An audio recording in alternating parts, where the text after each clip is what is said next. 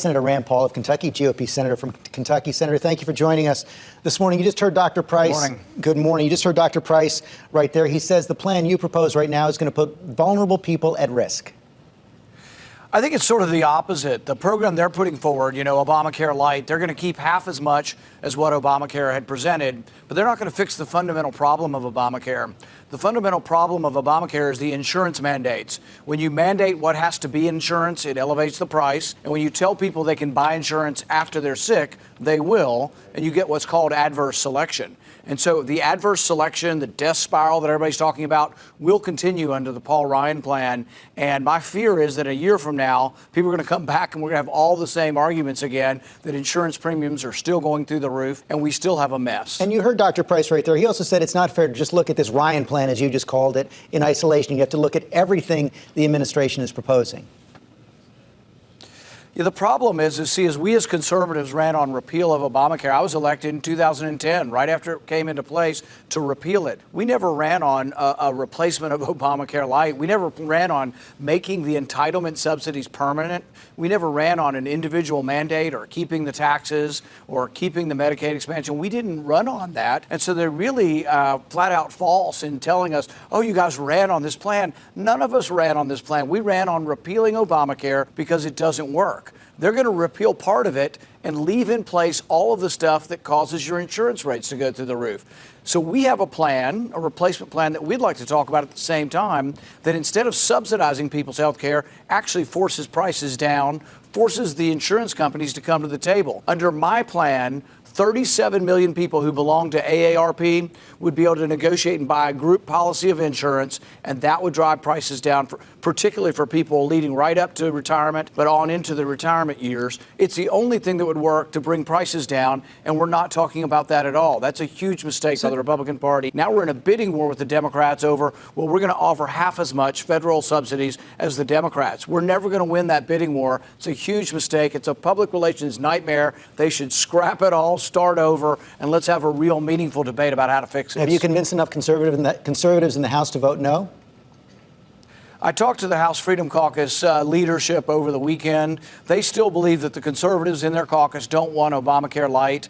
I believe that the real negotiation begins when we stop them. You have to stop them. Conservatives will only have a seat at the table if we have 21 votes in the House or 3 or 4 in the Senate. At that point, there'll become a real negotiation. That's why I passed out to them all the art of the deal last week, because we need to learn from the master, and let's make sure that we increase our leverage by holding the line. So you don't think it's going to pass?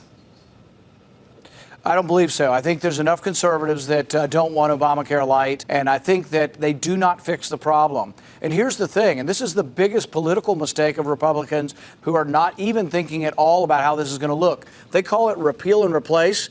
But when it doesn't fix the problems and you say you fix the problems, they're going to own it. And I promise you, in a year, the insurance markets will still be unraveling. The insurance companies will still be begging for more handouts.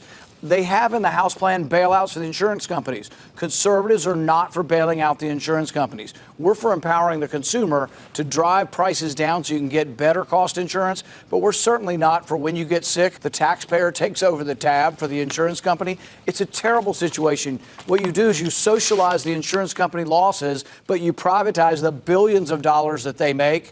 I'm not for giving a gift to the insurance companies, and that's what this House plan does. Finally, sir, you're also a member of the Senate Foreign Relations Committee. We see the president standing by that claim about President Obama. It's caused a rift now with British intelligence over the weekend. How big a problem is this for the president's credibility? How does he fix it?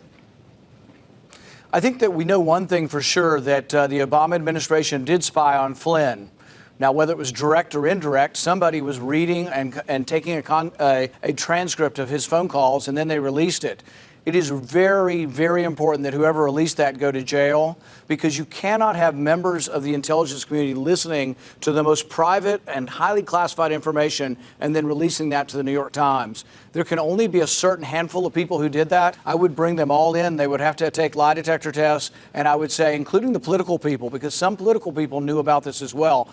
But we need to get to the bottom of who is releasing these highly classified conversations. And if the president was surveilled, he he probably wasn't the target. I don't know that he was or wasn't, but if he was, they probably targeted someone in a foreign government, but then they listened to the conversation with Americans. But our government's talking to foreigners all the time. We can't allow people in the Intelligence Committee to release the contents of that information to the media. But you will get a deep state. You will have an intelligence community that has enormous power if that happens. You don't believe President Obama ordered an illegal wiretap of President Trump? Well, what happens is it's a little different than that. We target foreigners all the time, but they talk to Americans, they talk to the president, they talk to the national security advisors, and they're supposed to be masked. But there was something alarming the other day. General Hayden admitted that people all the way down to some of the lowest analysts can unmask who the American is. So if someone unmasks General Flynn and they're a low-level analyst, we need to be looking at their computer and finding out if they unmasked that conversation and if they spoke with the New York Times. You've got to put those people in jail because you cannot allow this to happen, or we will have, presidents being blackmailed or national security advisors being blackmailed. This is a huge, huge problem. Bigger than anything else that's being discussed is the fact that private conversations from the intelligence community perspective are being leaked to the press. That's not like a leak that says, oh, the president watches TV in his bathrobe. This is important to national security. You can't let it happen. Senator Paul, thanks for your time this morning.